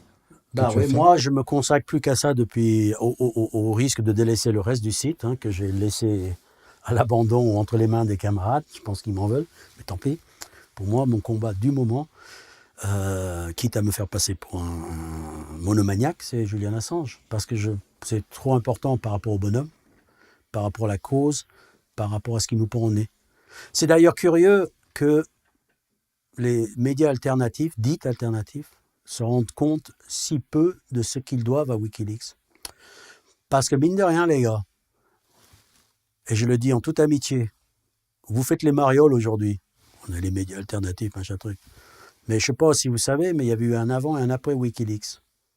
Le avant, c'est qu'on avait des suppositions sur le fonctionnement et le degré de saloperie dont pouvaient être capables les gens d'en face. Après Wikileaks, on a la certitude. Et Wikileaks a quand même été un sacré révélateur, en tout cas pour ma génération. Donc je ne comprends pas qu'aujourd'hui, un seul média qui se prétend alternatif, qu'il soit d'ailleurs sous forme papier ou informatique, n'ait pas sur son site un logo de défense de Wikileaks, n'appelle pas à financer Wikileaks, n'appelle pas à défendre Wikileaks. Mine de rien, si on fait une méta-analyse des médias alternatifs, la plupart, et je mets dans le même sac le grand soir, sont en fait des analyseurs. On analyse les contradictions des médias officiels. Les ruptures narratives, les deux poids deux mesures, etc. Mais on est quand même dépendant pour la source de nos informations, pour une bonne part, de ce que racontent les médias ou les agences de presse. On n'est pas quand même nombreux à être apporteurs d'informations brutes du terrain. Le journalisme alternatif sur le terrain, il n'est pas encore si répandu que ça. En tout cas, modestement, je vous affirme que le grand soir, nous, on est plutôt des analystes. Et ben, toi, avec ton micro, tu te balades, tu rapportes des informations directes du terrain. Et ça nous manque. Combien de médias alternatifs sont présents à Bagdad? Zéro. Combien de médias alternatifs sont présents à Kaboul? Zéro. Combien, tu vois ce que je veux dire? On a quelques-uns, les Romain Mégus, les Thierry Deron et d'autres présents au Venezuela. Et Wikileaks, c'était la fontaine de jouvence absolue. L'information à sa source, brute, sans filtre, sans information, voilà les rapports, et tout était vrai. Attention, ça ne veut pas dire que tout ce que disaient les diplomates était vrai, puisque les diplomates peuvent se raconter des mensonges. Ce qui était vrai, c'est que les diplomates se disaient ça. Il fallait aussi apprendre à lire en deuxième degré les choses. Mais c'était la vérité brute, apportée sur un plateau, des choses que, sinon par ailleurs, il fallait passer des années et des années de recherche et d'investigation, des choses que nous n'avions pas les moyens de faire. Combien de médias alternatifs aujourd'hui vont te dire oui, machin truc, je sais pas moi, les fameux traités transatlantiques, etc. On peut en closer, mais comment on a su qu'ils existaient? Comment on a connu leur contenu? Wikileaks. Tu vois ce que je veux dire? Bien sûr. Et il nous le faut, ça. Jamais on sera financé, jamais on aura des journalistes à aller courir sur le terrain, nous les médias alternatifs, jamais. Donc, s'ils veulent nous couper les vivres, ils peuvent nous couper les vivres financiers, mais ils peuvent aussi nous couper les sources. Ils peuvent nous couper Facebook, ça commence la censure. Ils peuvent nous couper Twitter. On fait quoi après? C'était une solution contre l'accusation de conspirationnisme. Wikileaks? Oui. Bien sûr. Bien sûr, puisque c'était la preuve de... En tout cas, la preuve de quelque chose, pas la preuve de tout, parce qu'il ne faut pas non plus, je veux dire, publier 10% de la vérité, c'est pas la vérité, mais c'est mieux que zéro. Tu vois ce que je veux dire? Donc c'est déjà ça. Si c'est pas que ça, évidemment c'est dépendant des lanceurs d'alerte, de qui peut quoi. J'ose même pas imaginer que si toute l'administration des gouvernements fonctionnait avec autant de transparence, j'ose même pas imaginer ce qui nous tomberait dans l'escarcelle, tu vois. Là, c'est vraiment le résultat de quelqu'un, un individu qui s'offusque au poste où il est. Dans une société de plus en plus électronique, où la surveillance est de plus en plus omniprésente, avons-nous ou sommes-nous les seuls à devoir être surveillés 24 heures sur 24 et pas les gens du pouvoir? Pourquoi cette surveillance ne pourrait pas être à double, tu vois ce que je veux dire? Une autoroute à double sens. Pourquoi est-ce que nous, on doit accepter des pouvoirs de plus en plus obscurs, opaques, tout en étant de plus en plus visibles sur nos activités? On peut pas se déplacer sans qu'on sache où on est à cause de la localisation de nos iPhones. On peut pas faire une dépense sans compte la trace de notre carte bleue. On peut rien faire sans qu'on puisse remonter à tout ce que je veux dire. Tous nos faits et gestes sont traçables d'une façon ou d'une autre. Impossible d'être invisible sur Internet aujourd'hui? C'est impossible. Et quand il y en a qui le croient, c'est que généralement on le laisse faire pour mieux les surveiller. Voilà. Les gens qui prennent ProtonMail, qui prennent WhatsApp, machin, qui prennent, c'est quoi l'autre truc là sur les applis mobiles. Là, il y a Jacob Appelbaum, on en parlait, là, qui a fait une conférence récemment, une interview qu'il a donnée à Firerider, je ne sais pas son vrai nom, j'oublie son vrai nom sur le gilet jaune. Maxime Nicole. Voilà. À Berlin. Je crois que c'est cette interview-là ou un autre. En tout cas, Jacob Appelbaum, qui est un Américain réfugié en Allemagne, qui était un des cofondateurs ou un des proches de Julian Assange au début de Wikileaks, qui a disparu de la circulation à un moment donné parce qu'il avait été accusé de, devine quoi, viol, lui aussi, et qui donc est réfugié en Allemagne et qui a ressurgi là récemment. Apparemment, il a repris du poil de la bête, participe à des manifestations pour défendre Julian Assange et donne des conférences de presse. Et il expliquait qu'il est l'une des personnes annoncées comme telle, je n'ai pas été vérifié, qui a été à l'origine de la création de ce fameux réseau Tor, soi-disant ultra protégé, etc. Mais lui-même, il dit, mais dès le départ, l'équipe qui a créé Tor, on était infiltré par la CIA, il ne faut pas se faire d'illusions. Et d'ailleurs, ça pose une question. Comment se fait-il que Wikileaks continue à publier? Pourquoi ne sont-ils pas tombés? C'est-à-dire que les gouvernements n'ont pas les moyens de faire tomber Wikileaks? Non. Très dur. Comment ça se fait? Parce que, pour pas rentrer dans les détails, disons qu'ils ont monté un système de serveurs flottants, de changement d'adresse régulière, de tout un beans qui ferait que faire tomber Wikileaks serait tellement compliqué que de toute façon, ils remonteraient aussi sec ailleurs. Donc, et sans compter sur le fait qu'il y a des dizaines de sites, que je ne citerai pas forcément leur nom, qui sont prêts à servir de relais au cas où. Pour ce que j'en sais. Cela dit, je ne suis pas capable, dans le détail, d'expliquer comment ils font, parce que le comment ils font, c'est justement ce que beaucoup de gens aimeraient savoir. Donc, je ne peux pas expliquer comment ils font. Et qui finance Wikileaks? Ça non plus. Ça, je peux pas te dire ça, et je pense qu'on le saura jamais vraiment, dans la mesure où il faut pas. D'abord, à une époque, c'était simple, on finançait WikiLeaks en payant avec sa carte bleue sur le compte de WikiLeaks. Entre-temps, tout a été charcuté, etc. Donc, tu passes par par exemple, il y a le Courage Foundation, qui est Fondation Courage, qui est une société américaine, une ONG américaine, qui est une ONG façade, qui sert à financer toutes sortes de projets par rapport à la presse, la liberté de la presse, pas forcément Wikileaks. Donc, quand tu vas sur leur site, tu dis « je donne de l'argent à Wikileaks » et apparemment, Courage Foundation se débrouille pour donner cet argent à Wikileaks. Je donne de temps en temps de l'argent. Je sais qu'il y a des Wikishops, des boutiques Wikileaks en Angleterre, en Australie, au Canada, où tu peux acheter du t-shirt, assez cher d'ailleurs, mais bon, c'est pour Wikileaks, des mugs marqués Wikileaks, des choses comme ça. Je ne pense pas que ce soit leur source de financement principale. J'ose imaginer qu'aujourd'hui, l'organisation a changé probablement de structure, plus compartimentalisée pour mieux se protéger. Julian Assange n'est pas le dernier, le seul. Il est probable que d'autres fassent aussi l'objet de ce genre de poursuite. C'est un ballon d'essai, Julian Assange, c'est la figure de proue. Mais il y en a d'autres. Le Jacob Appelbaum, dont je parlais tout à l'heure, il a reçu, lui, une lettre de la département de justice américaine qui, en gros, lui disait « Si vous collaborez avec nous pour témoigner contre Assange, vous aurez une immunité. » Sous-entendu, puisque vous aurez une immunité, c'est que si vous ne le faites pas, on viendra après vous.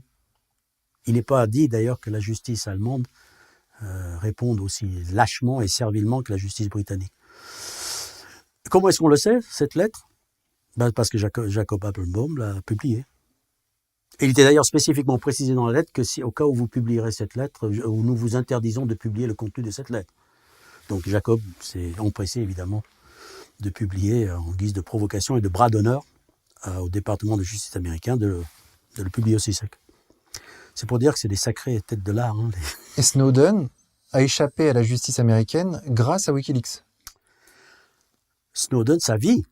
Ouais. Wikileaks lui a sauvé sa vie. Assange lui a sauvé sa vie. Il a envoyé à Hong Kong ses plus proches collaborateurs et Wikileaks a monté toute une opération de détournement, de fausses informations, de fake news pour détourner l'attention de la CIA, leur faisant croire que Snowden se trouvait dans l'avion du président Morales à l'époque, à l'insu du président Morales, et ils l'ont fait partir dans une autre direction. Apparemment, la destination, c'était l'Amérique du Sud. Chose, peu de gens le savent d'ailleurs, que Snowden, s'il est en Russie, c'était pas sa destination principale. Hein. Il s'est retrouvé lors d'une escale. Les Américains ont annulé son passeport, donc il ne pouvait plus voyager. Donc il s'est retrouvé par accident, si je puis dire, dans la salle d'attente où il est resté 1 mois, si mes souvenirs sont corrects, jusqu'à ce que les Russes acceptent de lui accorder l'asile. Donc oui, souvent les gens disent ouais, ils opposent Snowden et Assange ou Wikileaks, etc. Non, il y a une relation organique entre les deux. C'est que Wikileaks a sauvé la vie de Edward Snowden. Je trouve d'ailleurs que parfois il est un peu soft dans son soutien à Julian Assange. Il pourrait, à mon avis, en faire un peu plus. Et Chelsea Manning? Chelsea Manning, c'est un autre cas extraordinaire. Donc Chelsea Manning a commencé par quoi? Par s'outrer, par se révolter contre ce qu'elle voyait et ce qu'il, à l'époque, voyait alors qu'il était agent de renseignement de l'armée américaine. Donc naïvement, il se retourne vers le New York Times, on l'envoie balader, il se retourne vers le Washington Post, on l'envoie balader, il se confie à quelqu'un qui se trouve être un mouchard du FBI, il se fait arrêter, il est emprisonné au Koweït, puisqu'il est basé en Irak, donc il se retrouve dans une prison koweïtienne, il se rentre dans un certain mutisme, et on lui envoie un faux prêtre, catholique, puisque Manning est catholique, pour une fausse confession, qui se retourne contre lui, et voilà quoi. Manning se retrouve condamné pour, lui, trahison et de la fuite des documents. Il faut bien comprendre d'ailleurs que même en droit américain, il y a une nuance essentielle à faire entre celui qui fait fuir les documents, le lanceur d'alerte, qui lui, légalement, peut être poursuivi, que celui qui les publie, ces documents fuités, dans la mesure où il n'a pas participé à la fuite, il est protégé normalement par le premier amendement, la liberté d'expression. Donc, lui, ne peut pas être poursuivi. C'est pour ça, d'ailleurs, que l'affaire Wikileaks Julian Assange pose un cas de conscience maintenant que la presse commence un peu à bouger, parce qu'ils se rendent compte qu'en fait, les Américains sont en train de... Enfin, l'administration Trump, en tout cas, là, actuellement, est en train de donner des grands coups de hache au premier amendement, parce que c'est ça qu'ils reprochent à Julian Assange. Ils prétendent qu'il a incité Manning à sortir ces documents. À sortir ces documents, chose que tous les journalistes disent, c'est ce qu'on fait tout le temps. Quand on a un type qui a des trucs à nous dire, on dit, donne, t'as autre chose? Inciter, c'est ça, inciter. Est-ce que t'as autre chose à me donner? Est-ce que ça m'intéresse. Si t'as des trucs sur ça, ça m'intéresse. Oui, ça s'appelle inciter. Je sais pas si ça t'appelle ça inciter. Moi, j'appelle ça, je sais pas. Enfin, bref. D'ailleurs, est-ce que c'était vraiment Assange l'interlocuteur de Manning? On ne sait pas. Mais bon, en tout cas, c'est Assange. Ils ont décidé que c'était Assange. D'ailleurs, Manning n'a jamais dit que c'était Assange. A toujours refusé d'ailleurs de dire que c'était Assange. Il n'a jamais donné Assange. Non. Contrairement à ce qu'on croit, Assange n'a jamais donné Manning. N'a jamais même admis que Manning... non, c'est Manning qui s'est tiré une balle dans le pied tout seul. Donc a été condamné à des années, 30 années, je crois, de prison, je ne sais plus. Quand Obama l'a gracié, l'a pardonné, enfin rien. Pourquoi il l'a... Ah, ça, je ne sais pas. Je ne sais pas, alors qu'Obama avait la réputation d'être un des présidents les plus répressifs contre les lanceurs d'alerte. À lui tout seul, sous son administration, en tout cas, il y a eu plus de lanceurs d'alerte persécutés que pendant tous les présidents avant lui. Donc c'était pas un tendre dans sa matière. Ah, pourquoi Manning? J'en sais rien, figure-toi. Parfois je me dis, est-ce que c'est le côté humanitaire, le fait que le gars Manning devienne Chelsea, changement de sexe, en prison, compliqué. Il y avait une sorte de double peine là d'un seul coup qui était en train de lui tomber sur le coin de la figure que je sais pas. En tout cas, il est libéré. Et est-ce qu'il y a des morts autour d'Assange? D'Assange, pas tant que, mais surtout autour de Wikileaks. Oui. C'est-à-dire que cette affaire-là, Wikileaks, Assange est le symbole, ça c'est clair. Mais il faut bien comprendre que nous sommes en présence d'assassins internationaux, comme je l'ai dit, qui veulent effacer leurs traces. Donc il n'y a pas de limite. Les seuls, c'est de ne pas se faire prendre, de ne pas être pris de main dans le sac. Il n'y a pas de limite, il n'y a pas de barrière. Ça veut dire quoi? Ça veut dire qu'il y a déjà des gens... allez, à un moment donné, statistiquement, ça commence à être troublant. Le nombre de morts autour de Wikileaks. Des gens proches, les auteurs du système de sécurité par Wikileaks, 2 des informaticiens ont été suicidés en prison, ou se sont suicidés en prison. Un autre proche de Wikileaks, informaticien, au mois de juillet 2018, ou est-ce que c'était 2019, m'échappe, je crois que c'est 2018, a disparu en Finlande lors d'une randonnée. Il y a un des avocats qui est mort en se tuant dans une salle de gym. Il y a, etc. Il y a comme ça, en fouillant, c'est pas une Théorie du complot. C'est un constat que la vengeance de l'Empire n'est jamais une vengeance que de style. D'accord? Il y a toujours un fond derrière.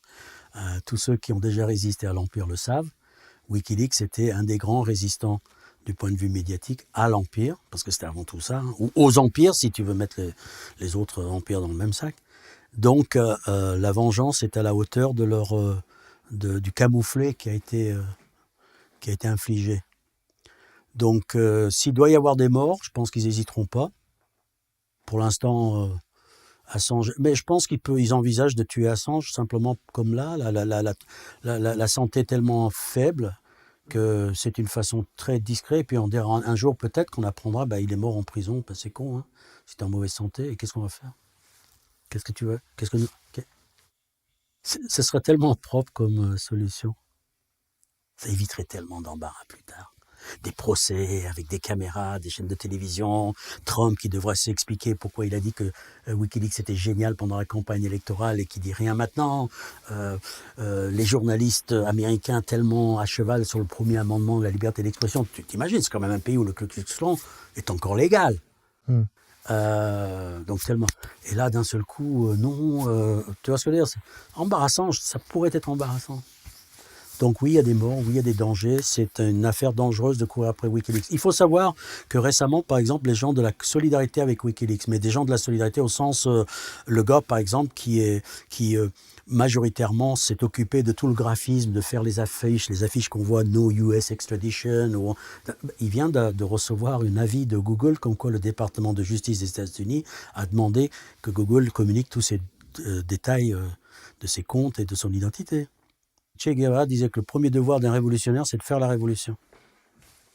Fidel Castro lui a répondu, le premier devoir d'un révolutionnaire, c'est de rester vivant. Éternel débat. Faut-il se sacrifier? Faut-il partir? Jusqu'où et quand et à partir de quand? Assange aurait pu être un symbole sacrificiel valable. De temps en temps, il faut savoir sacrifier des mecs sur le champ de bataille. Il aurait pu l'être. Mais les médias sont arrangés pour qu'il ne le soit pas. Parce qu'ils ne sont pas cons aussi. Pas qu'il y ait de Che Guevara de l'information. Donc on va le salir. Il a chassé, il ne se lave pas. Il est reçu. Tu sais qu'on lui avait volé et confisqué ses rasoirs quelques mois avant de le sortir de l'ambassade. Parce qu'il sorte barbu, ouais. Qu'il ait cette sale gueule comme ça de Père Noël un peu shooté, etc. Donc il y a eu un vrai travail psychologique de destruction du personnage, alors qu'en fait tout portrait à le présenter comme une figure christique de l'information. Enfin quand même, quoi. Le mec, il savait où il allait, hein, c'est important de préciser ça. En 2010, il n'a pas trébuché il n'a pas pris les pieds dans le tapis, il n'a pas traversé par mégarde, je ne sais quelle ligne rouge, il savait. Et pourquoi je le sais qu'il le savait? Parce qu'un livre écrit en 2011 qui raconte au quotidien, écrit par Andrew Fowler, qui est un journaliste australien, qui le suivait sur le terrain, écrit un bouquin qui s'appelle The Most Dangerous Man in the World, l'homme le plus dangereux du monde, de 2011, raconte les conversations avec Julian Assange qui, à l'époque, déjà savait que sa vie était foutue. Jusqu'à quel point la question se posait. Mais il savait que, voilà, qu'on ne lui pardonnerait pas, qu'il avait déjà, ou qu'il allait traverser les lignes, et que pour autant, il n'allait pas s'arrêter.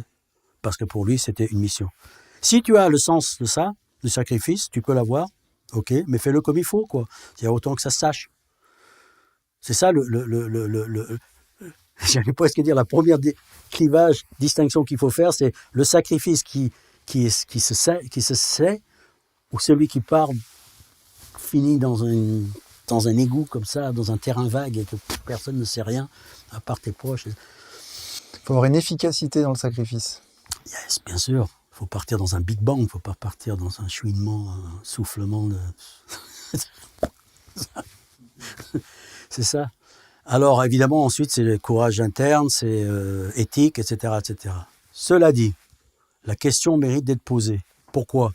Il y a des années de ça que j'avais écrit un article que je trouve, on m'a demandé je devrais en faire un livre, honnêtement, c'est pas part, qui s'appelle Médias et information, il est temps de tourner la page, qui pose les vraies questions, selon moi, sur l'idée même de qu'est-ce que c'est que les infos, qu'est-ce que c'est. Je fais un comparatif, j'établis toute une comparaison entre ce que j'introduis le terme de malinformation, que je compare à la malbouffe, pour distinguer la désinformation de l'empoisonnement alimentaire. Tout n'est pas désinformation. Souvent, c'est juste de la malinformation, de la malbouffe. Personne chez Monsanto, personne chez McDonald's ne se dit « Tiens, je vais empoisonner les gens avec ces hamburgers-là et je vais rendre toute une population obèse. » C'est pas comme ça que ça se passe. C'est juste « ça se vend, je vais me faire du fric. » Comment ? C'est mauvais pour la santé ? Oui, mais les gens sont assez grands pour savoir ce qu'ils veulent. C'est plutôt ça, tu vois ce que je veux dire ? La criminalité déclarée ou assumée...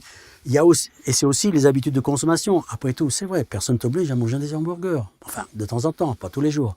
Si tu les manges tous les jours, tu es en train de chercher le problème cardiaque. Si tu le manges de temps en temps, c'est pas grave. Ah oui, bien sûr, moi aussi, de temps en temps, j'aime un bon hamburger. C'est comme regarder un film américain, de temps en temps, c'est pas... Mais bon, se taper cette propagande distillée, c'est la répétitivité de la chose qui fait que, etc., qui distille, qui te fout ton l'esprit en l'air. Donc je fais une comparaison avec la malbouffe et la malinformation. Se renseigner au mauvais endroit, se renseigner toujours dans les mêmes médias, c'est comme manger tous les jours le même plat, c'est pas varié, c'est pas frais, c'est manger trop vite, c'est mauvais pour la santé. Se renseigner trop vite, c'est aussi mauvais pour la santé. Tu sais, l'information rapide, c'est une information qui est généralement fausse. Pourquoi ? Parce que la vérité exige du temps. Le mensonge s'accommode avec la vitesse. Donc plus l'information va vite et plus elle est fausse. C'est mécanique, tu peux pas lutter contre. Ça n'a rien à voir, ce n'est pas encore de la méchanceté institutionnalisée, etc. C'est juste, tout le monde s'en branle, et c'est les logiques économiques capitalistes qui priment. On veut faire, on veut vendre, et ensuite, si derrière tout ça, il y a des intérêts, tant mieux. Mais d'une manière générale, les médias fonctionnent simplement en faisant des sélections, des esprits, comme dans une boîte. Il y a certaines boîtes, je ne rentrerai jamais. Je n'ai pas le cadre, le format intellectuel pour... À l'entretien, ça s'entend tout de suite, boum, boum, boum. Oh, ce mec-là, il va pas supporter le team building, et le saut à l'élastique, et le week-end à passer à je sais pas quoi, etc. Parce que ça, ils sentent confusément que je vais pas. Donc, quand c'est une boîte qui fonctionne avec ça, elle m'embauche pas. Donc, il faut créer son cadre. La guerre des médias, il faut la lancer, il faut la déclencher. Donc, il faut créer, détruire pour reconstruire ailleurs. Soit en les construisant, les ignorant totalement, mais les ignorant, littéralement. Comme un fermier ignorerait Monsanto, il fait son truc dans son coin, et un jour les gens vont finir par... Mais c'est une vraie guerre, La vraie guerre, elle est là. La vraie guerre, c'est pas lutter contre la République En Marche. La République En Marche est une émanation des médias.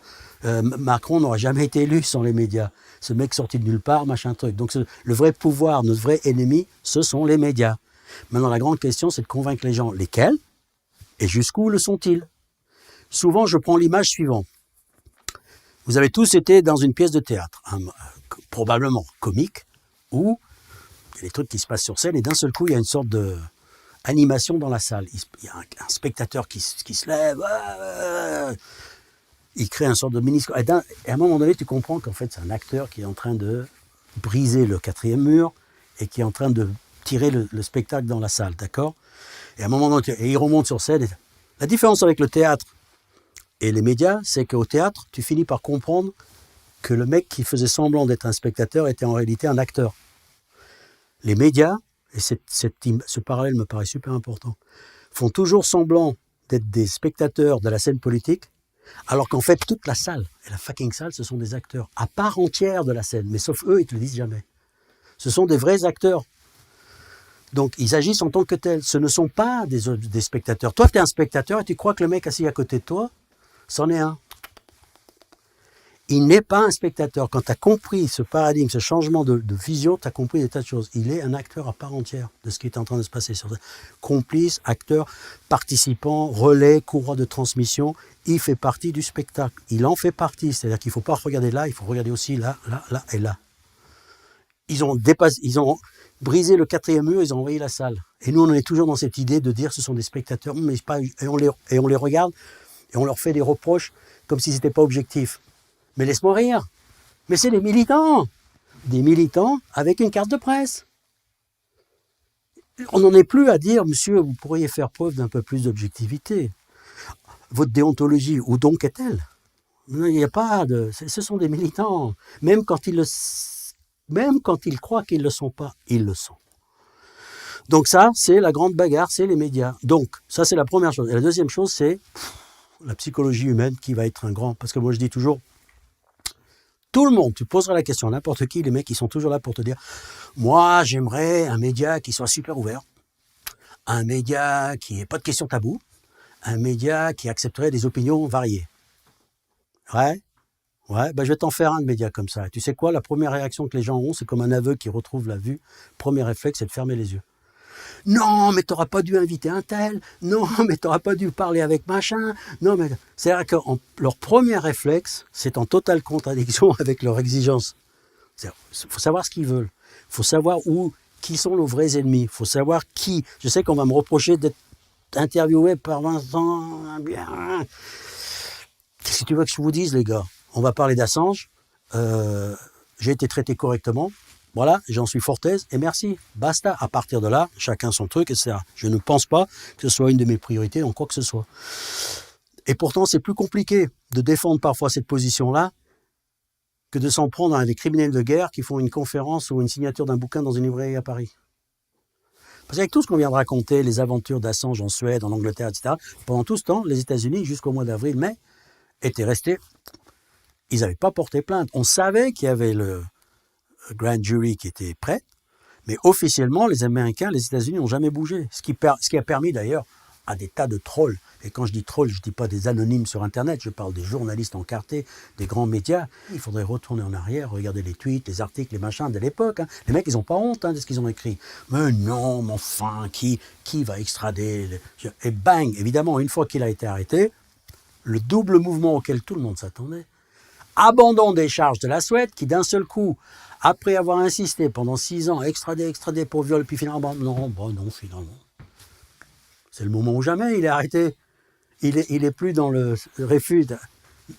Oh non, c'est maintenant qu'il décide de s'en laver les mains, et hop, entre les États-Unis d'Amérique, qui jusqu'à là était resté dans les coulisses en train d'observer la scène, qui paf, demande et porte plainte, 17 chefs d'accusation, demande d'extradition, bonnet du forme, loi d'espionnage, acte, 170 années de prison prévues, peut-être la peine de mort, va savoir, Guantanamo, qui sait, pendant Cogné, etc.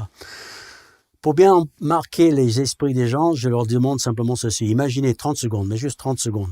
Enlever les États-Unis des décors, garder tous les mêmes faits, tous les mêmes gestes, remplacer les États-Unis par la Chine, révélation des crimes en Irak, si vous voulez, remplacez-le par révélation des crimes de l'armée chinoise au Tibet, et imaginez que la Chine dise « Veuillez m'arrêter ce gars, vous allez me l'extrader ». Tout le monde exploserait de rire. Pourquoi? Parce que c'est la Chine? Non? Enfin si, parce que c'est la Chine, mais d'abord parce qu'il n'a pas violé. La loi chinoise ne s'applique pas ici.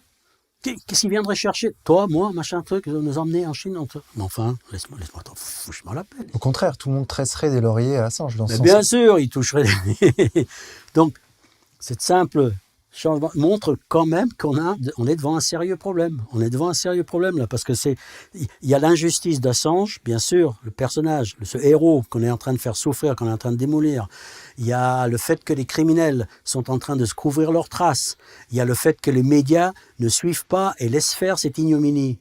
Et il y a aussi le fait qu'il s'agit d'une grande première en matière de droit international, ou du droit tout court, c'est que les États-Unis d'Amérique sont en train de nous dire, à nous tous, notre droit à nous, d'abord on en fait ce qu'on en veut, et non seulement on en fait ce qu'on en veut en sortant un droit sur l'espionnage Act de 1917 qui n'avait jamais été utilisé contre des journalistes, non seulement on va le sortir du placard, le dépoussiérer un peu, mais on va l'appliquer à un mec qui n'est ni américain, qui n'a pas agi sur notre territoire, qui n'a jamais été sous une juridiction américaine. Boum, boum. Enfin, les gars, réveillez-vous. Ils sont en train d'enlever légalement un type. Ils viennent l'enlever. C'est ce qu'ils font. C'est ce qui est en train de se passer. Alors, qu'est-ce qu'on peut faire pour Julian Assange? Le pauvre Julien a résisté tant bien que mal dans un silence quasi absolu. Tu sais que ça fait pas longtemps que ça commence à bouger. Mais ça commence à bouger depuis, allez, on va dire 6 mois. Ces dernières années ont été bizarres. Un étrange silence, un chape de silence qui s'était instauré autour de Julian Assange. Probablement parce qu'on avait réussi à faire croire aux gens de droite que c'était un salopard de gauche et aux gens de gauche que c'était un salopard de droite. Probablement parce qu'on avait réussi à faire croire aux uns qu'il était antisémite et aux autres qu'il était un peu pédophile. Parce qu'il y a eu ces accusations. Ou les deux à la fois. Allez, pendant qu'on y est. Alors, il a tout supporté, tout résisté grâce à une sorte de solidarité, l'Équateur, le machin, parce qu'il y avait des... Et je me dis, sa seule chance, c'est que l'affaire devienne de plus en plus publique. C'est-à-dire qu'il faut... On ne peut pas le laisser partir dans le silence, dans la nuit. C'est ça. La seule chose qui pourrait faire bouger les pseudo-juges, là, comment il s'appelle, le directeur de la prison, il n'est pas obligé d'abord d'être dans une prison de haute sécurité, il n'est pas obligé d'être en isolement, il devrait avoir le droit de se défendre, enfin bref, il faut faire du bruit, il faut rejoindre les groupes qui existent sur Facebook, Toute la France pour Assange, Assange Ultime Combat, cherchez Julian Assange, vous les trouverez pour les francophones, il y a les anglophones aussi, des pétitions, des courriers aux médias, à Reporters sans frontières, grand absent de ce débat. Ils ont fait 2 communiqués depuis que Julian Assange est en prison. Mais ça commence à bouger. Et il faut encourager ça. Il y a les rapporteurs spéciaux des Nations Unies qui ne lâchent pas l'affaire sur la torture, sur l'Assange. Niels Melzer, il est tout le temps sur le coup, là, maintenant, d'ailleurs. Et chapeau. Il y a le président de la Fédération internationale des journalistes qui représente 600 000 journalistes quand même, qui vient de signer un tribune en faveur de Julian Assange. Il y a une pétition de journalistes internationaux, ils en sont à 500 signatures. Pas mal, parce qu'avant il y avait 0. Il y a les 3 syndicats français de journalistes qui ont enfin, si je puis dire, excusez-moi les gars, mais enfin quand même, la SNJ, CFDT, CGT, qui ont fait une lettre ouverte à Macron. Qu'est-ce que je peux dire encore? Il y a des députés australiens qui ont formé un groupe pour le rapatrier, faire pression sur le gouvernement australien qui, dans cette affaire d'un de ses citoyens, ils viennent en aide à un pédophile arrêté en Thaïlande. Ils ne bougent pas pour Julian Assange. Bref, la servilité dans cette affaire est totale. Mais là, il y a des députés qui ont commencé à bouger. Les gens du show business, y compris en France, ont fait une pétition. Mais il faut briser ce mur du silence. Un mur de silence qui n'est pas de l'indifférence. Je tiens à le préciser là. Parce qu'à un moment donné, il y a des détails qui ne trompent pas. Lorsque Roger Waters, qui est l'un des leaders de l'ancien groupe Pink Floyd, qui est un dieu vivant en Angleterre, Paul McCartney, l'équivalent, lorsqu'il fait un concert il y a quelques semaines, acoustique, dans la rue improvisée devant le ministère des Affaires étrangères en soutien à Julian Assange, figurez-vous que la presse britannique ni ne l'annonce, ni n'en parle après. Pas une ligne, pas un mot. Quand on en est à ne pas dire un seul mot sur un événement aussi people, là la volonté de se taire est flagrante. Et à mon avis, les journalistes sont en train de se tirer des sacrées balles dans le pied parce que tout ça, ça va leur revenir d'un seul coup. Pas parce que je ne vais pas me contredire quand j'ai dit qu'après Assange, ils viendront. Mais c'est l'habitude qui sera prise de piétiner comme ça le journalisme, tout ce qui sortira des sentiers battus. D'ailleurs, la répression, je crois que c'est tout ça, c'est lié, la répression récente contre les journalistes pendant les manifestations des Gilets jaunes ou du 5 décembre. Là. C'est l'effet Gilets jaunes? Ouais, probablement. Il y a un lien entre les Gilets jaunes et Assange? Un lien direct? Il commence à être, je pense, apprécié et connu au milieu des Gilets jaunes. On y est pour quelque chose. Un lien philosophique. Je crois qu'il y a un lien philosophique. C'est que je suis moins attiré par les étiquettes politiques que les faits et gestes des gens, de chacun, et que l'important c'est la mission que l'on s'est donnée, et qu'il y a une certaine méfiance, pour ne pas dire plus, à l'égard des institutions. Moi, j'avais comparé, mais à tort ou à raison, mais bon, c'est dans ma tête, ça, moi, c'est comme ça. J'avais comparé Wikileaks à le premier mouvement des Gilets jaunes, mais du point de vue médiatique. Il y avait chez moi cette image qui avait une sorte d'équivalent, surgit de on ne sait où, à contre-courant de tout l'establishment, un renverseur de quilles, un chien fou dans un magasin de porcelaine trouve toutes les expressions que d'un seul coup ils arrivent, ils disent moi tout ça ne me convient pas, je suis pas d'accord, je demande un changement de paradigme. Je veux d'abord la transparence, je veux d'abord la démocratie, la justice. Assange disait souvent que la justice on ne peut espérer la rendre que si on est au courant des injustices. Or les injustices sont couvertes, planquées, non dites, donc il faut aller chercher. Il y a un côté, je veux que le pouvoir ait des comptes à rendre. Le pouvoir devrait être du côté du peuple, pas du côté de ceux qui gouvernent. Ceux qui gouvernent sont normalement à notre service et pas le contraire.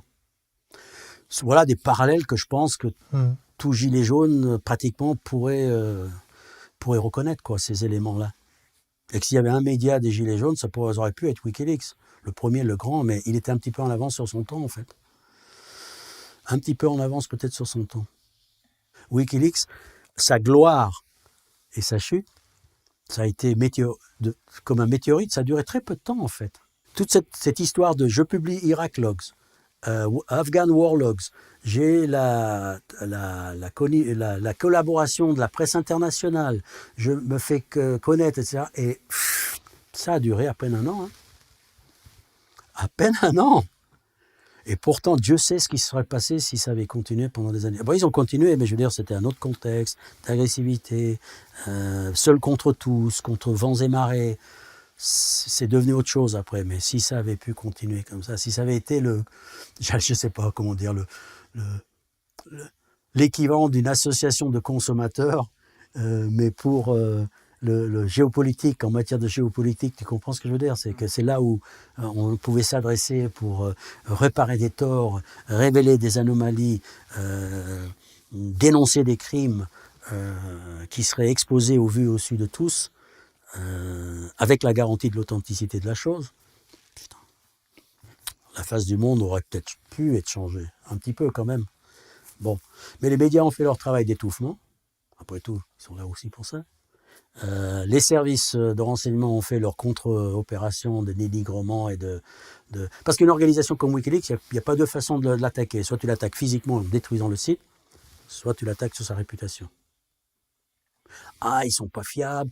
Ah, ils protègent pas leurs sources, ce qui est archi faux parce que il y a jamais eu une source qui a été révélée. Mais simple fait de faire croire que Wikileaks révèle ses sources, tu comprends bien que les sources, ils vont pas vouloir soumettre les documents. Il y en a, j'ai découvert. Donc, pourrir leur réputation. Ensuite, les attaquer physiquement, en leur coupant l'argent, en les assassinant s'il le faut. Le système commence à faire la différence. Tu vois ce que je veux dire? Entre Assange et les rédacteurs en chef du Monde, entre les journalistes français et les journalistes français, ceux qui reçoivent les tirs et ceux qui ne les reçoivent pas, etc. La guerre des médias est déclarée. Je crois que c'est ça. Et la première victime à tomber, c'est le général Assange. Victor Dédage, merci beaucoup. Merci à vous.